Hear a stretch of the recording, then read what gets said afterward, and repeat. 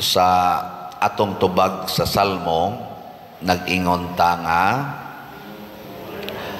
Ginoo, gibayaw ikaw labaw sa tanan. Lingiyay mong tupad. Nga, labaw gyud ang Ginoo sa tanan diyas inyo. Hay may mas labaw, ang Ginoo o ang kwarta? Istorya. Kung wa na mo'y kwarta, mag-uol mo o dili? Sige, tubag. Kung labaw ang Ginoo kaysa kwarta, o wa na kay kwarta, di jud ka mag-uol kay naapa may Ginoo. Nya labaw man ang Ginoo kaysa kwarta. Og mag-uol gani ka, pasabot labaw di ang kwarta kaysa Ginoo. Bihay may labaw, ang imong anak o ang Ginoo.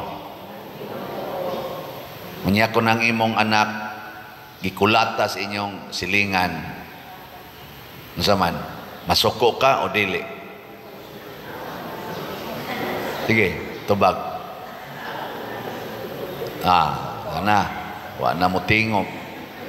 Kung labaw ang Ginoo, bisag kulatahon pa na imong anak, okay ra gyud. Total, ang Ginoo naaman. Wa man kulataha.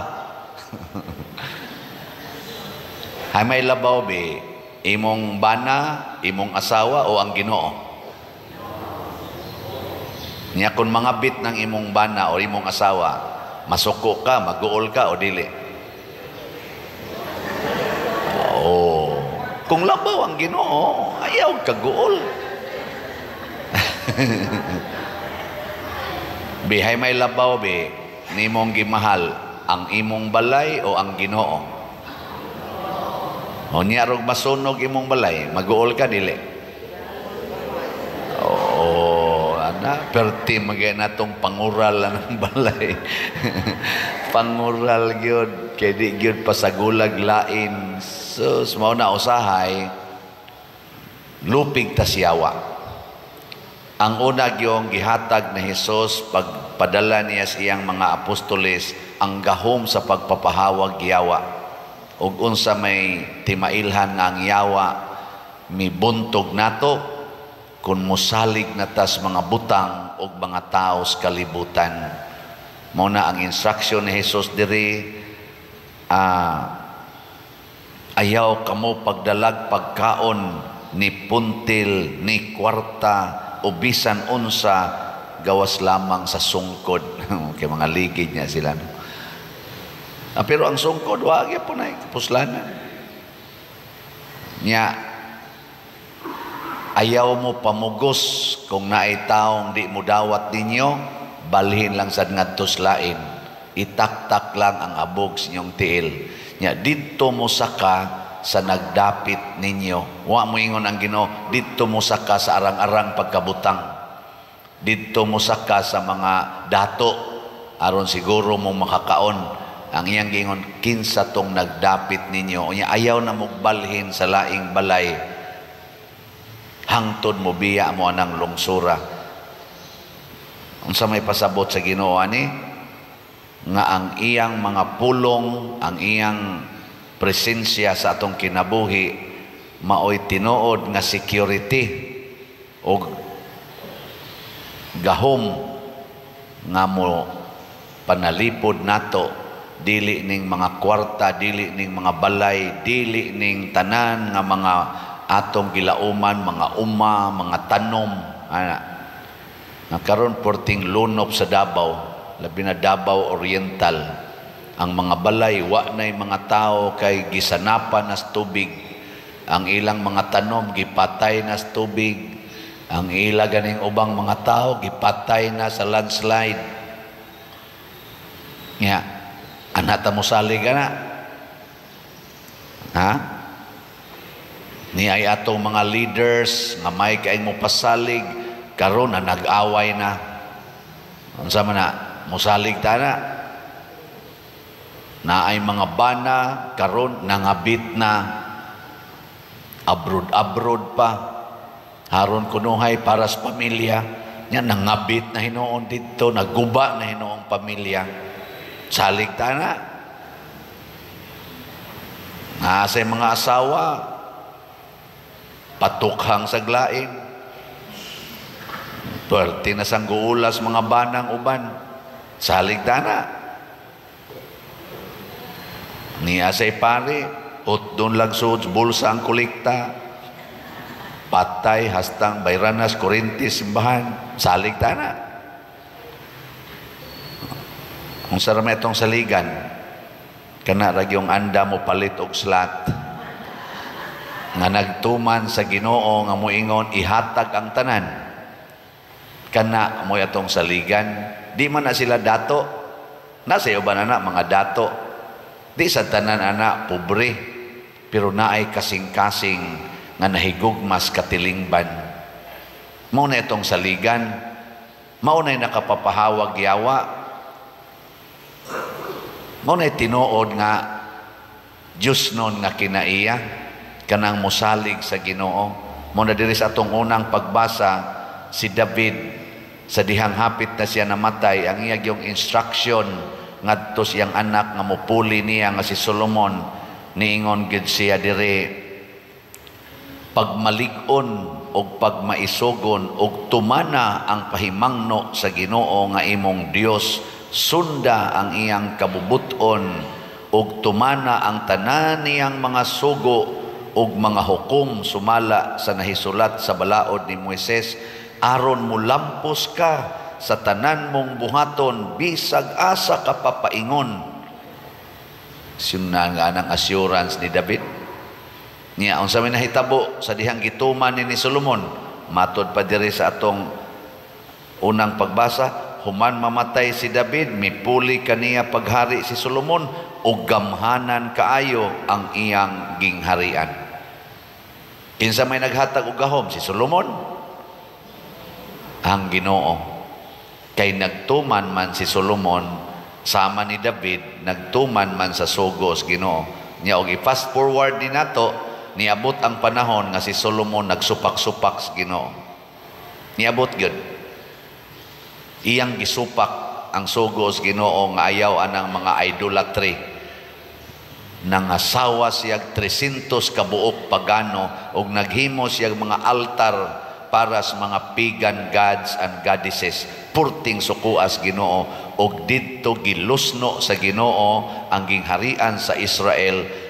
12 ka nasod sa Israel gilusno sa Ginoo, gibinla na lag-usa ang Huda, ang Juda, tungod ni David. Kay si David nabilong man sa Huda nga kaliwatan, pero ang kaliwat ni Solomon nga nabilong atong laing kwan, gilusno sa Ginoo. Siyunan kang Solomon ng asawa og 700 kabuok, nga 300 kabuok kabit. Nindot ana. Di na nindot. Kamo mga bana na mo'y asawa 700 kabuok, nya inyong kabit 300 kabuok, malipay mo dili. Kanindot ana. Pero mauna ang kanang atong gitawag og nindot sa kalibutan, maunay hinungdan nga lusnoon ang atong kinabuhi. Kanang nindot kay nimong balay, maunay hinungdan nga kusmod kay kagnaong sa imong mga silingan. Mao sa na hinungdan nga punayan kag libak sa imong silingan. Kasagaran gid ba? Dili hinon tanan. Ngano man kay kun nindot na kay imong balay, din amang ka magpasulod sa imong silingan. Mas maay patong gagmay kaing balay, way koral, maghinatagay pagkamunggay og asin, sibuyas ug uban pa. Pero kani mga dagkong balay, ana-ana mga subdivisions, nga gated subdivisions, di ka kapangayog kamunggay. Suway pangayog kamunggay, di ba ingnon ka tuga-tuga magkagpuyo din eh? Wa man day kay kamunggay. Ana. Di ka kapangayog tabang kay tagas kay koral. Ug wa kay appointment, di ka kasod, samok-samok ng imo. Disturbance. Di ko pa disturbo, maubitang ikural na nako. Maubitang nang naigwardya diha, kay di na pasudlo ng mga yuay. Hasol. Di ba? Muna hinungdan na kusmod kay kagnaong. Nyag naagi makasod, manuktok, tawagan ni mong guard. Guard, unsa man ka? gadanghag ka diha. Ngano nakasuod man ni? Mangkipare man ni mo diri, taktakon ti karon buanga ka diha. Di ba? Swelduhan biya ka namo. Mura ra bag pilay sweldo. Guard in town. Ganing guard, igagi na ako, maagi ko ang mga dunay guard, akong tunulan og 50, mura tawag mo, hayag og maing naong. Igsunod na kong agib, tagaan ako 100, mulayat ng guard. Salamat kay Padre. Igsunod ko na kong balik, ang guard, layo pa gani, kakita na sa kanang plate number, magdagan, hapit na lang mo damag, sige. Ngano man, nganong ingon anak man sila, kay kuwang in town kay ilang sweldo, pero sakto kay sila sa kasaba, nagsobra ang kasaba, nagkuwang ang sweldo. Di tinuod. Og dili man ang tanan mo kasaba, pipila sa nagpuyo diha nga imong gibantayan mo kasaba kana mga kompanya. Oy, so daghan kay diha nga kusog kay mga saba, magkataas og ranggo, may kay mo singhag og guard. Muna ang guard, pugong-pugong siyang pistola, siya kalaming birahan ng animal. Makapugong-pugong sa iyang pistola. Ambot, mabuto pa ba sa kanang pistola ng guard? Ang giservisan, katungsang di na mutuyok ang tambor, lugitunon man o kanang lansang. Kay mantinilan lang lagi. Pero saktos kasaba. Nga naman, tungod kay watan nagtuman sa Ginoo, higugmaa ang labing ubos, alagari ang labing ubos. Kay unsay imong buhaton sa labing ubos, mo na imong gibuhat nako. Unsa ko na to paghimo anang nahigugma tas kwarta? Muna lipay kay ko nga duna pagyoy mga kasing-kasing nga moalagad sa labing ubos. Labing ubos ta karon ngano man nangayo tag donations pinaagi aning mga slots.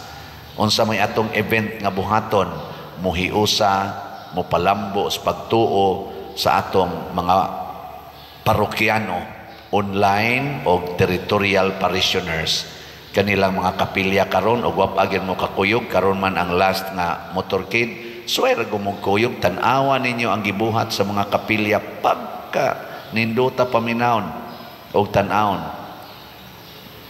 Sige sayaw sinulog siya nga nang walo na ron kag ikawalo rong gabi sige silang sayaw sinulog pila ka buok diha ang nagsigig daig ni Santo Niño nya ang ato sa mga barangay naaman sila contest po ato sa nang gipaagi contest pero ang tumong magsigig hisgot og Santo Niño babae pati-piti lang biba Señor Santo Niño biba la daga naman hangtod alaunas kadlawon singot na kayo.